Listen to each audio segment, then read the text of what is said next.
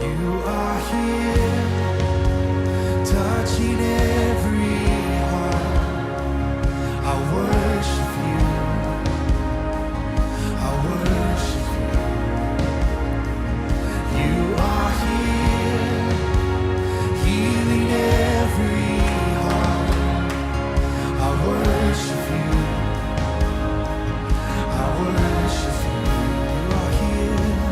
You are here, turning lives around. I'm Stanley Ermoff, and this is Answering God's Call. This show is about enjoying God through having a personal, intimate relationship with Him. And we explore this by inviting priests and religious to share their vocation story and their life of intimacy with God, in the hope that their sharing may rub off on all of us. In reality, God created us for communion with Him, which is much wider, deeper, richer, and more encompassing than intimacy. But sin messed that up. And so on this side of heaven, we have to settle for intimacy with maybe a sprinkle of communion from time to time. Intimacy happens when we share ourselves honestly and deeply with another person in a relationship of mutual love and trust, in this case with God. An easy way to understand intimacy is by the words into me see, which if you say fast enough sounds like intimacy. Intimacy is God's love language. Intimacy is also His divine bait to draw us in. Just consider the Samaritan woman who bumped into Jesus at Jacob's well and went from a very wounded love life to the beginnings of intimacy with God in a single heart-to-heart moment with Jesus. You can find her story in John 4:4. God loves each one of us intimately, and He knows each one of us intimately, down to the number of hairs on our head. You can find that in Luke 12:7. We, on the other hand, we hardly know God, much less intimately, even though He continually invites us in. A simple yes from our heart is all we need to invade God's heart. Our guest today is Father David Kiblinger, assistant pastor. And partner. And partner at St. Martin de Porres Parish, which also does pastoral outreach to Rancho Dolores and Bermuda Landing.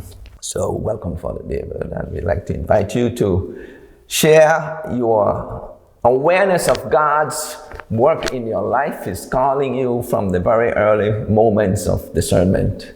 And you could talk freely, as deeply as you want and as fully as you want. Welcome. All right. Well, thank you for this opportunity. I love talking about God. So this is a good opportunity to be here this morning. And I really appreciate you inviting me. Thank you. You're welcome. Should I just get into vocation story? Your story and your awareness of the moments of God just invading, if you like, your life. Yeah. So I grew up in a very Catholic family. Both of my parents are very strong Catholics. My dad is a permanent deacon in my home diocese up in Missouri in the U.S. And he wasn't a deacon growing up. He retired and then entered the diaconate formation. But church was a non-negotiable for us growing up. Big family? I'm the oldest of 5. Okay. Yeah, we're 3 boys and then 2 girls. In Catholic school from in the U.S. system, kindergarten to 12th grade. Yeah. Some of my earliest memories of being sort of enculturated in the church came from when I was very, very young. So, I was the oldest child in my family. And so my mom used to take me to daily mass at the local Catholic hospital. So how young is very young?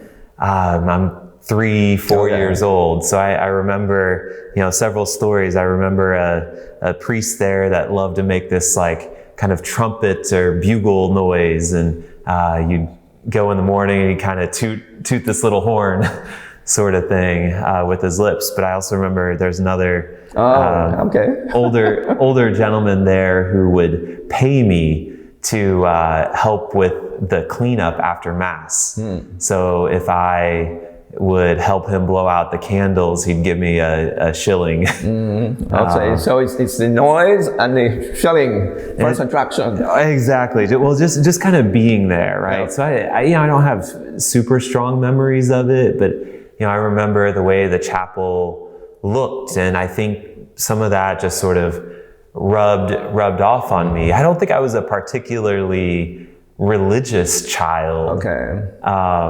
But chapel implies to me more intimacy than a big church.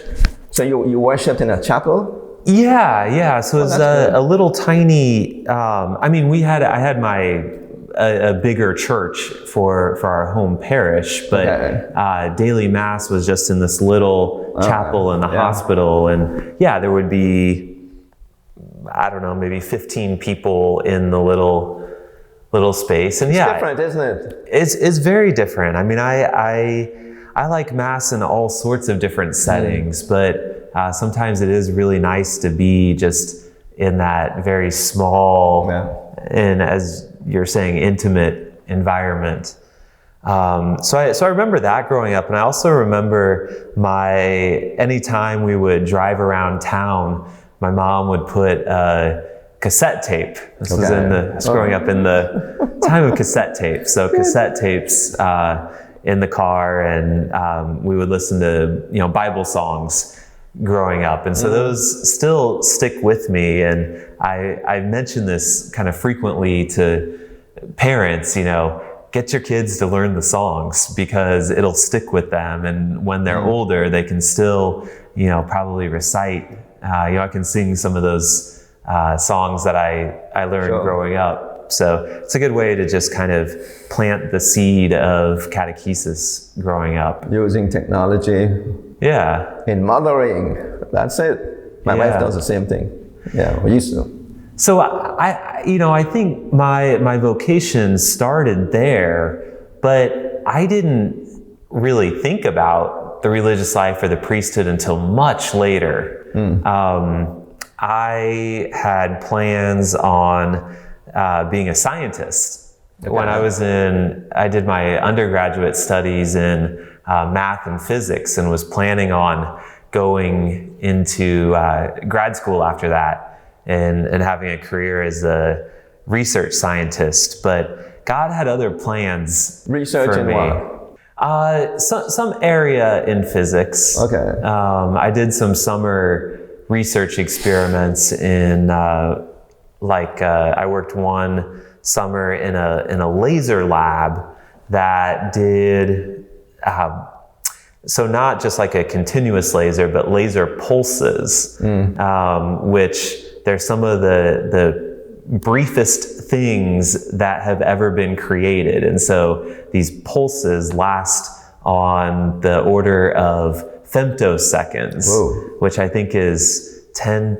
to the negative 18th power. So like really, really, really, really short laser pulses. And it's like, cutting edge research on being able to kind of manipulate atomically some materials and surfaces and stuff. Anyway, that was a lifetime ago for me. That sounds like a creation story. Well, what I learned from that summer, I was in Florida in the summer, and most people are going to the beach and stuff like that. And I was working in a dark lab for 12 hours a day. And after that summer, I realized, maybe research like that is not for me. Okay. But in that whole time, my faith wasn't dead. I mean, I never stopped practicing. I'd go to church on Sundays, but that was about it. I don't think we're talking about intimacy, that I felt God very intimately. Or even in the beginnings, Like, in your early years, 3, 4, something is pulling you in. Obviously, it's not a call to vocation. Yeah. But there's an attraction there. Right. Soulfully, somehow, can't define, but it's there. Yeah. Right. Good. Right. Well, and so I think that there was a lot of spiritual support around me for sure. Mm-hmm. And I would say that my vocation, thinking about the vocation, went back to when I was still in undergrad. I had finished my 3rd year of studies, and I was really lucky to be able to study in Europe for a semester. So I studied in Budapest, Hungary, and in a math program, and it was a fun semester. I met people from all over the world, and but I had planned on doing some traveling when I was over there, and so I had this whole itinerary for the summer months. Sure. So this was the summer after working in the physics lab. So this is like a year after that. And I had a friend of mine, actually my roommate from my first year in college, who was living in Italy at the time. And so I had planned on spending some time with him, just kind of crashing on his couch. And he was studying art in Italy. And he lived right around the corner from the Uffizi Museum in Florence. Okay. And so he would take me through and just, show me all these paintings and stuff. And it was a real cultural experience for me. But then we'd spend some time in the evening going out, maybe having a drink or two, sure. doing what college kids do, and we'd start talking. And I remember having this conversation one night when we were both like, what are we going to do after we graduate? And I still wanted to be a scientist at that point. And I was, what, about like 18, 19? How old are you? I would have been 21 at the time. 21. Yeah. So I was having this conversation when I was 21. We were just going back and forth about different things that we could do after graduation. And I remember making this comment, something along the lines of, and if all else fails, maybe I'll go be a priest. Really? Now, what prompted that? Completely joking. Yeah. I have no idea. Okay. I have no idea. Well, consciously on my part, I think God prompted that because the next week, so I was in Florence. The next week I spent in Rome, and I was going around, seeing a bunch of sights and things like that. And I knew that I had to go to Mass at St. Peter's Basilica on Sunday, because when in Rome, right? So I got there very early thinking that there was just going to be a crush of people there. Turned out not really. So there was plenty of time to kind of just walk around St. Peter's Basilica, where it was relatively empty. And so, you can see the Pietà in the back, and, all of these popes who are under the altars and the side altars of the Basilica. And in the very front, they have this large statue of St. Peter.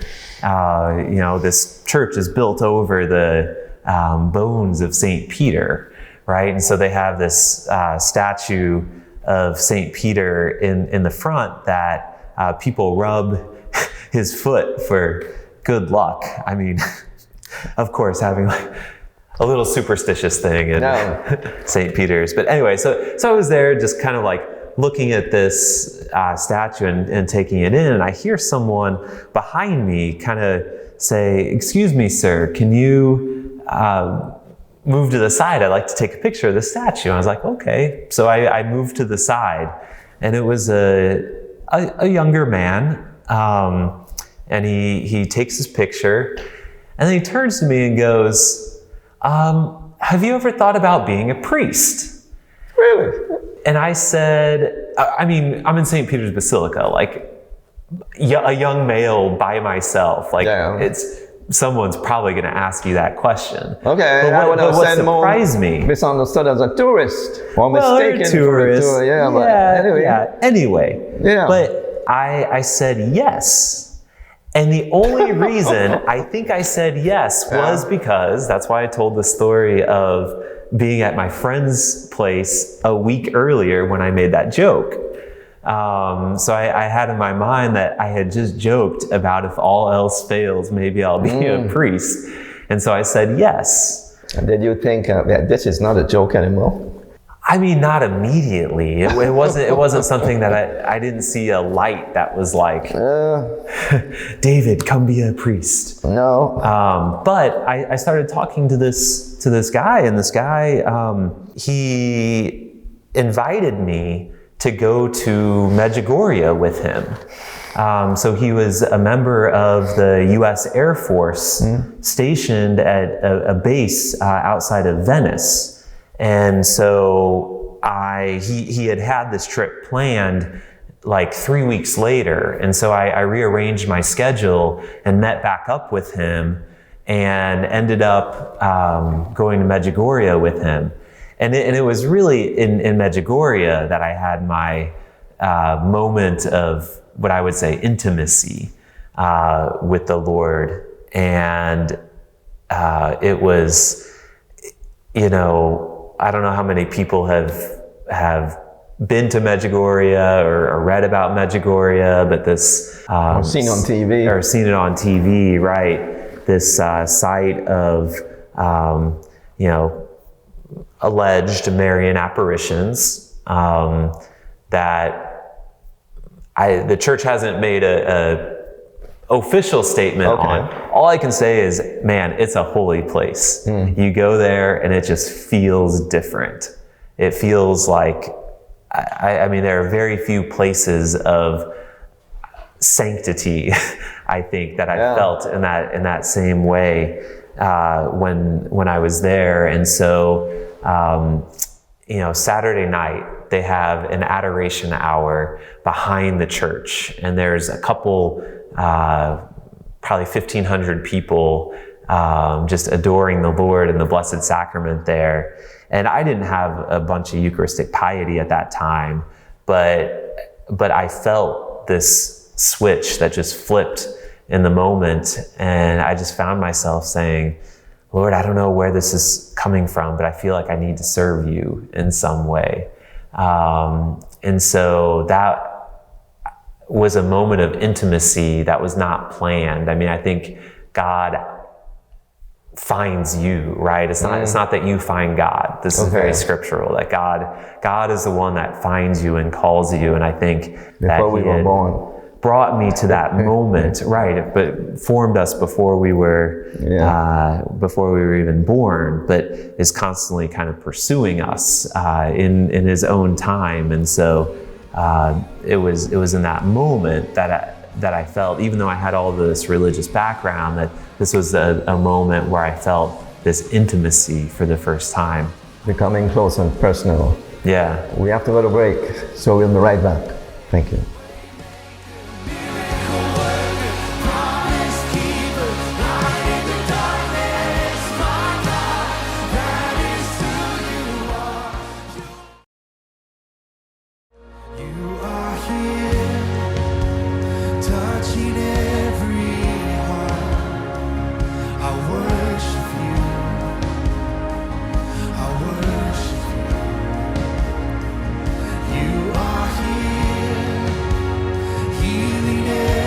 Okay, Father David, you are getting into your first moment of intimacy with God on the Advent term, so please feel free to continue. Well, that was a good sort of breaking point, because that was where I would say I made the decision to take my faith more seriously. Okay. Once I got back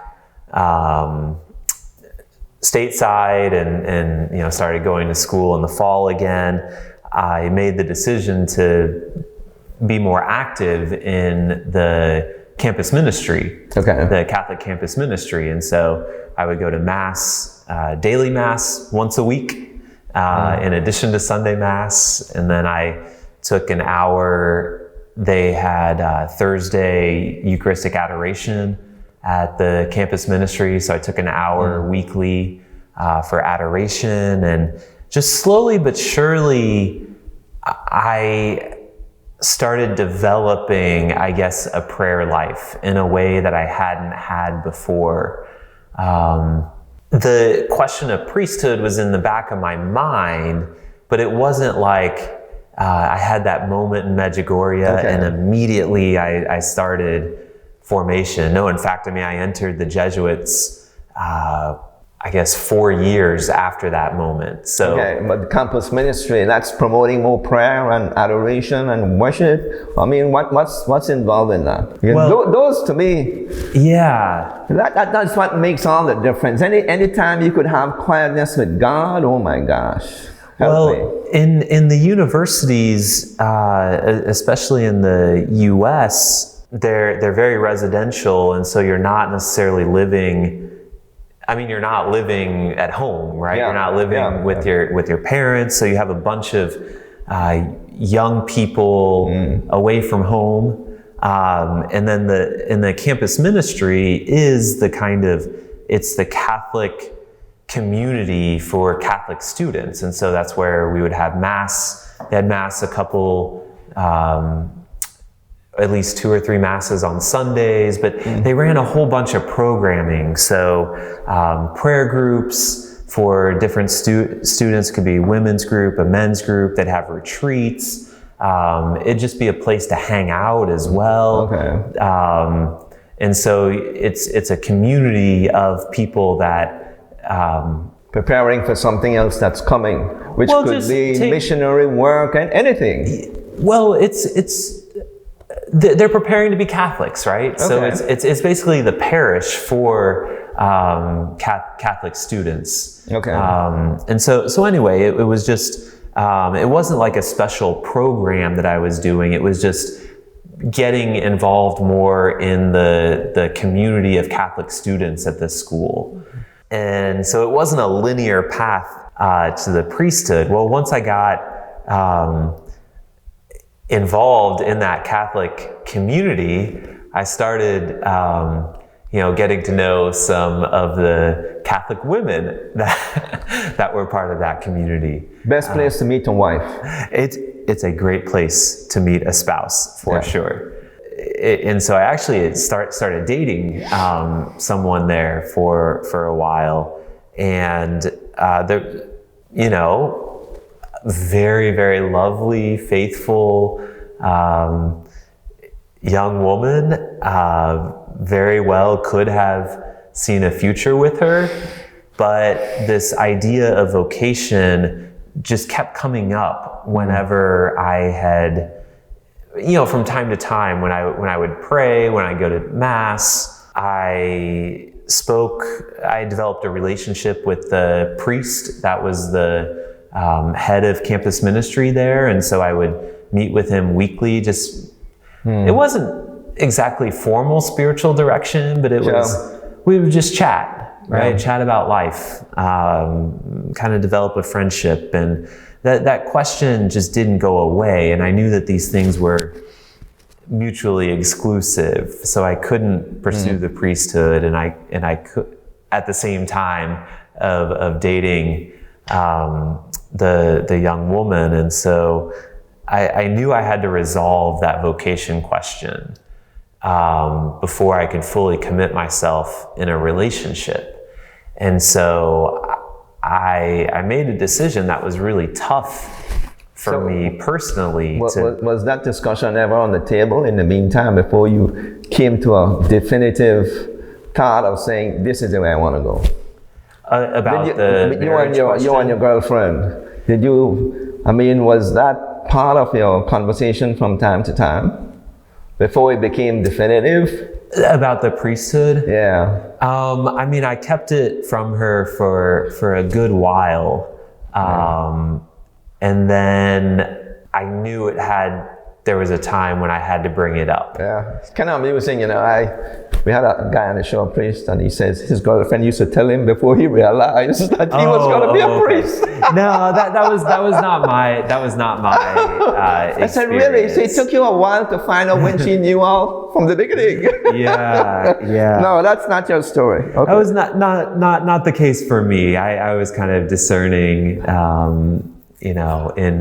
in private, but when I brought it up, I mean, obviously that's something that's very serious, because I mean, I know she had been thinking about a future, and I had been thinking about a future too, but she understood, I mean, that I couldn't make a commitment to her without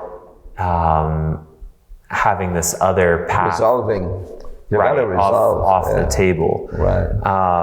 And so anyway, we broke up, and that's when I started pursuing more formally discernment with a religious community. It was not easy. It took me a while. I felt very unsettled and very sad. I mean, I had to grieve the loss of that relationship. Sure. And so I ended up graduating undergrad, and I knew that the question of vocation was still on the table, and so I wanted to pursue it sort of in a soft way. And what I mean by that is, not enter the religious life immediately, but I knew I didn't want to do grad school in physics right after that. Yeah. And so what I did was I decided to go study theology for a while. I want to ask you a question though. Yeah. So you're not clearly inclined to the priesthood, but you're being influenced by God in some kind of relationship kind of way. Can you talk about that? There were attractions to the priesthood for sure. It would be something that when I would, be laying in bed at night, I'd, finish my night prayers and sort of think about the future, and I'd envision. No, I'm not minimizing that call, but I'm saying that's down the road. But in the meantime, you're being spiritually fed, for one of a way of saying. Well, I mean, I think that they're very closely bound. I think God is trying to give us promptings to kind of move our hearts to serve Him more and more. Can you recognize any of those promptings before actually deciding, yes, this is how I want to do this for the rest of my life. I want to be a priest for the rest of my life. Well, right. So it's always, I think, kind of paying attention to our interior state. Like what are we dreaming about? What are God? How is God planting feelings in us as we go? When I go to adoration on a weekly basis, when I was in that time, what were the sorts of things I was asking God?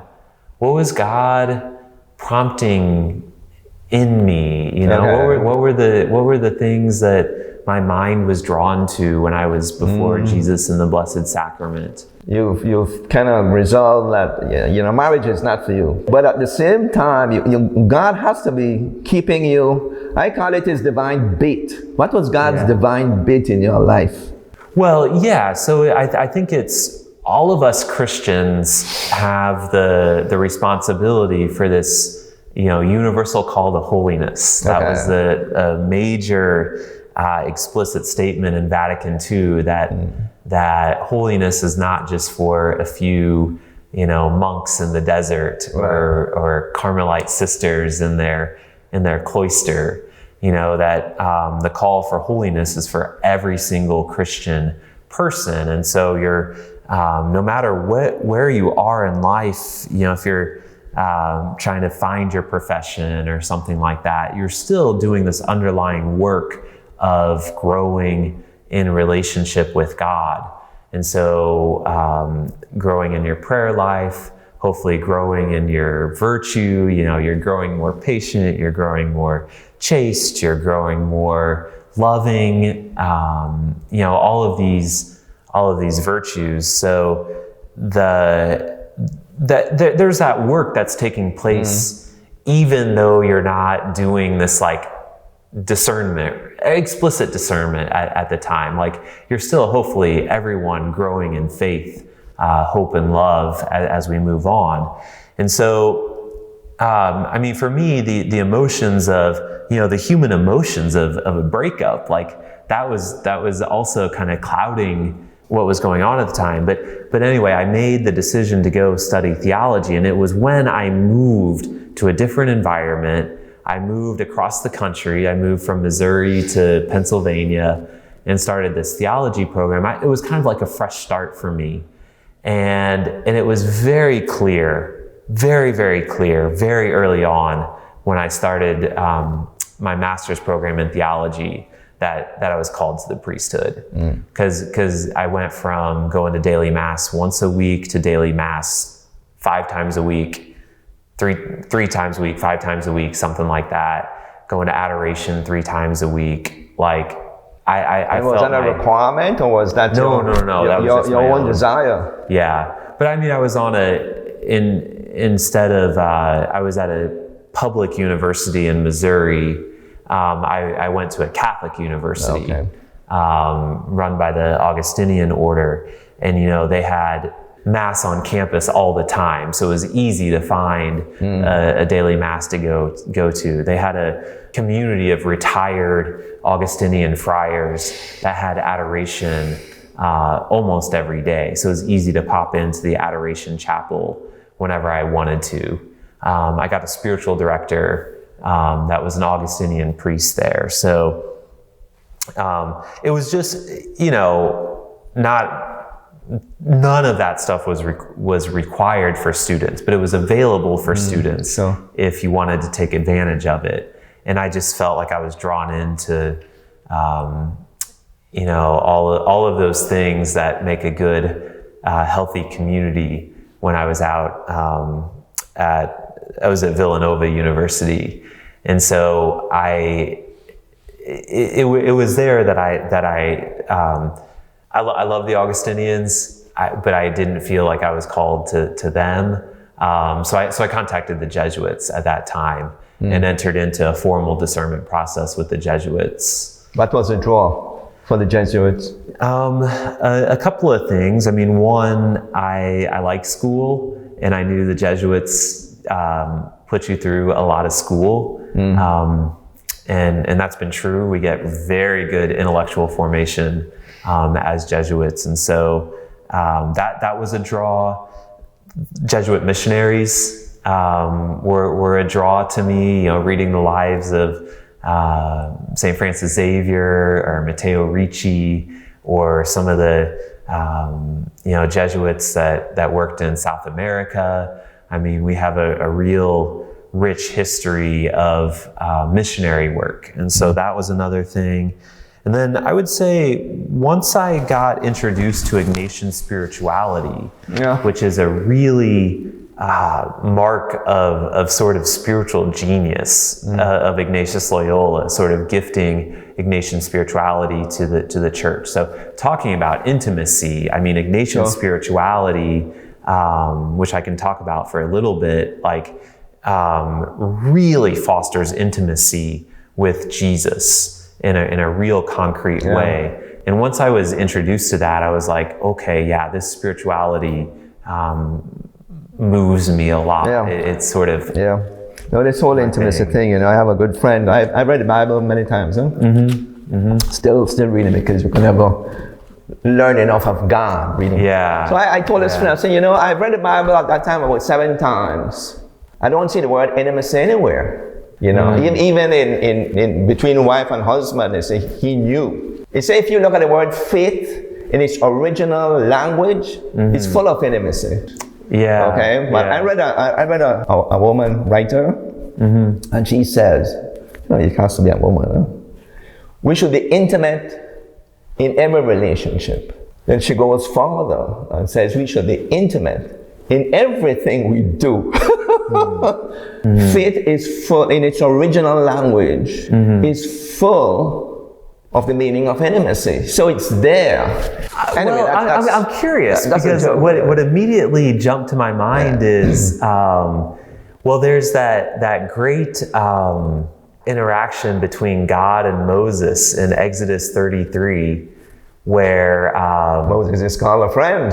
I think friend. in some of those at least in the translation that popped in my mind, it says that he is my intimate friend. Okay, all right. I got to check that out. We'll check that out. Yeah. I haven't looked back. I don't know what the Hebrew is, but at least in the translation, I know that it does use the word intimate. But I know it's everywhere between the lines, Old and New Testament. Yeah, absolutely.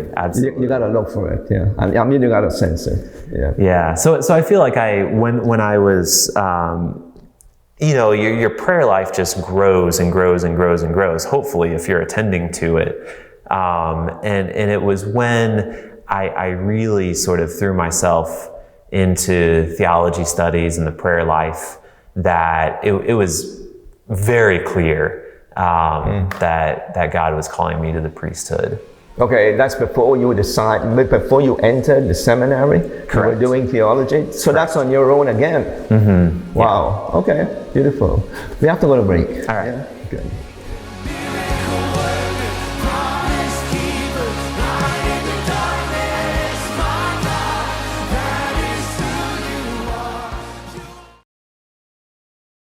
You are here, touching every heart. I worship you. I worship you. You are here, healing every Okay, welcome back. Scripture has many instances of God inviting us to an intimate relationship with Him. In Jeremiah 29:11, God tells us, I know the plans I have for you, plans to prosper you and not to harm you, plans to give you hope and a future, reassuring us that God's one desire is to bless us. In John 14:16, Jesus tells us, I will ask the Father, and He will send the Holy Spirit to live in you, teaching you everything I've told you. That's Jesus' promise that the very Spirit of God will live in us, which is nothing but amazing.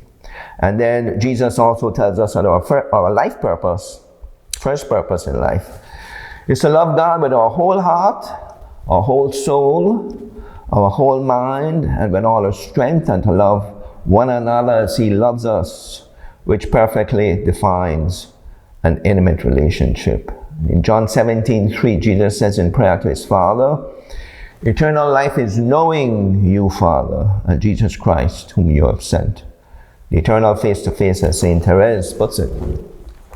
And of course, the most credible proof of God's invitation to us was sending Jesus to die on the cross, to save us from eternal condemnation, and restore us to intimacy with Him in this life, and communion with Him in the next, if only we believe and receive His invitation.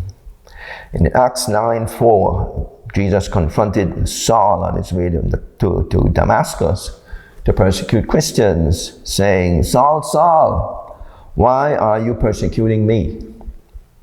Jesus didn't say, why are you persecuting Christians? And He didn't say, why are you persecuting the church? He said, why are you persecuting me? Indicating how deeply intimate His love for us is. So, Father David, let's look more deeply now into the whole matter of intimacy in your life with God.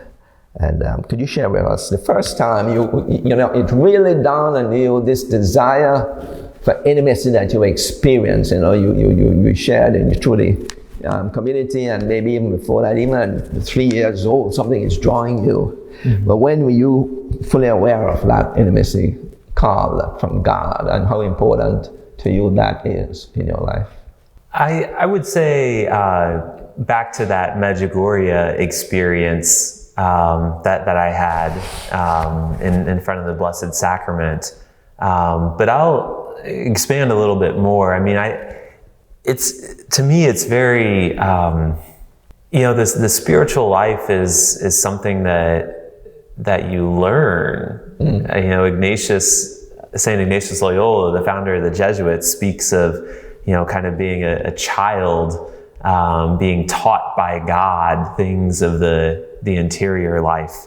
And I think that God, for all of us, is constantly kind of educating us in a way. And as some lessons you just have to learn over time, such as like perseverance in prayer, because, I find in, my relationship with God and my relationship to prayer that things kind of grow and change and you go through stages. And there are some, for me, I would count 3 or 4 prayer experiences that I've had that have just been like, the ones that you remember for the rest of your life, right? Like these really high points. Yeah. But those don't happen every day. Those are 4 prayer periods that I'd say I can remember them in great detail, but over the course of like 15 years, right? St. Paul says, learn Christ. In the commerce of life, we learn and then we do. God, we do and then we learn. No, and that's very true, right? So, because our faith is kind of like a reflection on the way that God is working in our lives, right? That we learn after having, kind of after the fact, right? And sometimes doing bad too. Yeah. But God picks us up and says, no. Prayer moments, you could have a bad day starting out and you get into that prayer moment and say, oh my God, it's the best prayer moment I've had in my life. I don't think that our prayer specifically is the best indicator of our growth. Okay. Because sometimes prayer can be super dry and it feels like nothing happens at all. But St. Teresa of Avila has a great measure for how good your prayer is. And she says that it's not, the measure isn't anything that's happening in the prayer itself. It's how you're growing in the virtues outside of prayer. Okay. So, say my prayer is really, really dry, but I'm feeling that I've been more patient with my spouse recently, then that's really good prayer. Yeah. The fact that you're growing in, the gifts and the fruits of the Spirit, that's the measure of whether my prayer is good. And so it's just like, it's a complex reality, this prayer and how prayer interacts with, your daily life. And so, I feel like I'm still learning about it. And I'm going to be learning about it for the rest of my life. I think, one thing when you enter the Jesuits, one of the first things you do is the 30-day silent spiritual exercises. Okay. And you learn that, God is in control in your prayer. At least that's what I learned. We're praying for several hours a day over Jesus in Scripture, and sometimes that hour takes forever. It seems like 20 hours, or sometimes that hour goes by like that because you're so involved in like this vivid contemplation over something of Jesus's life. So over those 30 days, I realized like, okay, God's in control of the prayer, and our job is just to show up. I was going to say, sometimes that's the effectiveness of the prayer, the consistency and persistence in showing up. Right. God said you showed up. You are not in the best form, but that's the form I like. Yeah. Totally. As my novice master said, our job is just to put our butts in the chair. Amen. and pray. And so, in our day-to-day life as Jesuits, we don't live we live in community, but we don't do our daily prayer in community. Okay. So this was an innovation of St. Ignatius, saying that the liturgy of the hours, the prayer that all clergy are supposed to do, we don't do that in community. So we're not like the Dominicans or the Franciscans or the Augustinians or the Benedictines or any of these other orders that pray the office together. We pray it individually. And part of that is because Ignatius, if we're out,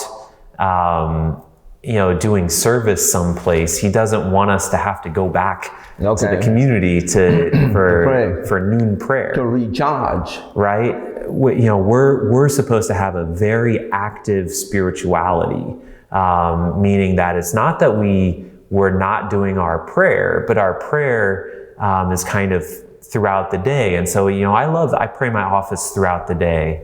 I usually, if I'm in the car, if I'm walking someplace, that's when I'll get a couple decades of the rosary in, and so that I can, get my rosary in. And then at the end of the day, before I go to bed, I pray my examen. That's the prayer that St. Ignatius said, if you don't do any other prayer during the day, you've got to do your examen at night, because the examen is this prayer where you are taking time out to see where God was working in your life in that day. And so part of intimacy with God is being able to recognize where he has been in your day-to-day. And so when you take, 5-10 minutes at the end of the day to just replay what goes on in that day, what were the moments that, I had a conversation that stood out to me? When was my heart moved by a thought or by, something that had happened at the school? This past weekend we had, I was able to say Mass with the sisters at Peloti early Saturday morning. And then we had confirmations Saturday morning at Martin's. And then I was out in Key Cocker helping out with the Christ Renews His Parish retreat, women's retreat. That was good? Wonderful. Good. Being able to worship with some of the very women tough there. area. My wife and I have worked in Key Cocker for many, many years with Father Bill Snyder. Oh, Bill Snyder. Oh, Yeah, Bill said, man, right. This is a tough community. Right. but they had Well, that's 14, a serious breakthrough by those girls. I would say 14 women there Wow. that are dedicating to weekly formation for the next 6 months. I know. And I mean, really, really. That's my wife's bread and butter, there. spiritual bread and butter. Okay. Oh, yeah. So I had that, and then coming back here for the Guadalupe procession. I know I think it's gonna air in July. So we're shooting this in end of May. So just going through, my previous weekend and thinking of all of these times in which God has been present and active and working in our communities. I mean, part of our job spiritually is just to recognize that, right? And so, part of when I say intimacy in prayer, like part of it's doing the daily examen and just recognizing where God has been in the day-to-day. I think that's something that everybody should be able to do. The importance of being in doing.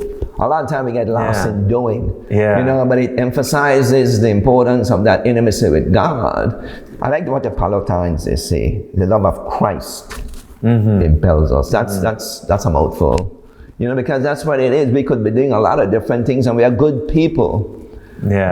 But somehow, until it's kind of imbued with that awareness that God, I am simply doing my best to respond to you by your grace. Oh my gosh, it's a totally different thing altogether. So I want to ask, and you probably answered it already. How do you maintain this intimacy with God in the busyness of your day? It's all wrapped up, I suppose. But how do you wrap that up? Well, it's interesting. I talked about being, still learning, right? And still kind of going through stages. Well, I'm a first-year priest. So part of my growth right now is in priestly spirituality. Okay. Like it's such a great gift to be able to say Mass every day and get plugged into the liturgy, get plugged into taking communion to people, to celebrating anointing of the sick for people that need it, hearing confessions. I mean, this in a way, it's such a gift because it's opened me up to a very different way of, say, intimacy with God. So, I have my own sort of personal prayer life, but I'm finding God now in a new way, ministerially and sacramentally, as a priest, and that's been a real privilege for me. And so just being able to recognize how God's working in the parish. I mean, I loved, we had Mass last night with, Father Scott and Father David and Father Arturo and myself and Father Andres celebrated Mass at Martin's last night. And we had the full choir there, and the church was just like, it was rocking. And that was a way of, I think God is very present, tangible in the community like that. And so for me, I feel like right now I'm experiencing a lot of God's intimacy through other people, and other people just bringing out the goodness of God to me, especially in moments of healing and moments of breakthrough, in seeing, our school kids learning how to pray, how to go through the sacraments. So I think intimacy with God has been so closely tied up with intimacy with other people. Absolutely. In my life recently. And this lady, you gotta be intimate with everybody. Yeah. And in everything you do. Yeah, that's a great what a beautiful thing is, the intimacy. Yeah. God says, I'm the vine, Jesus, I'm the vine. Yeah. You're the branches. Yeah. It's kind of like you analyze that. I've seen an analysis that the vine can't do anything without the branch. Yeah. That's incredible, because God has the power to just snap his finger. And the branch, of course, can't do anything unless connected to the vine. Yeah. And just to make the thing more intimate, and then Jesus says, and my Father is the vine dresser. Yeah. In other words, he's intimately involved in pruning here. Give me a break. Well, you hit the nail on the head for me. I have a weekend retreat that I'll give from time to time, and I actually base it on Vine and the Branches. I love that. But I think about that from God's perspective. Who am I? And I said, but you could do everything. But God says, choose. Yeah, I want to only work through you. Right. Wow. I want you to be a part of this, right? Yeah. Integral. Yeah. The vine can't produce fruit. Yeah. Yeah. It has to produce fruit through the branches. Give me a break. Anyway, tell everybody, if you could, Father, that this is a life. Intimacy with God is something that's required, is necessary, sensible for everybody. Everybody. Not only yourselves, religious, but would you go there? Would you say that? I alluded to it earlier. I mean, this is Catholic doctrine. Okay. That the call to holiness is for everybody. That's in Vatican II. It articulated this universal call to holiness, which I think we need to take very seriously as Catholics and Christians. That it's not just for those people over there. It's for all of us to be growing in holiness. And I mean, what does Jesus promise? He says that he, came to give us life and that we may have that life more abundantly. Or he came so that our joy may be complete. And so when we're plugged into that intimacy with God, I mean, it sets us on fire, right? It brings us life in a manner that even when the things may not be going our way in life. If we're dealing with sickness, if we're dealing with loss, if we're dealing with failure, disappointment, or whatever it is, that's a part of life, right? Okay. But intimacy with God, you can manage those things if you have that deeper connection with God that we're living out of. And St. Ignatius again says that in all of these things, God's glory can be manifest. Like we can work for God's glory, even if we're sick, if we're poor, if we're not in a position of power, and any of these things that the world says, oh, that's not good. God can work with that. How does a regular guy get that breakthrough? That yourselves would get through primarily through your spiritual exposure, your training. We are not getting any of that. What's the breakthrough for us? What do we need to do to get that breakthrough? I think I would say two things. This is off the top of my head. I don't have a well-developed theory, but two things. One is be consistent. Okay. Put that butt in a chair. Say, I'm at 15 minutes, I'm going to dedicate to prayer every day. This is a common man in the street you're talking about. Common man. Good. A common woman. Have something that every day you make a commitment to do 15 minutes of prayer away from everything else. I think everybody, no matter who you are. How do we choose that prayer? I mean, there's a lot of stuff out there, eh? Well, that brings me to my second thing. So be consistent and be curious. Okay. All right. There's so many resources out there. There are any number of things on YouTube about you can say the rosary, about Ignatian prayer. There are podcasts out there that do guided meditation. I'll plug a podcast of a friend of mine, Tucker Redding does. He'll be ordained this summer.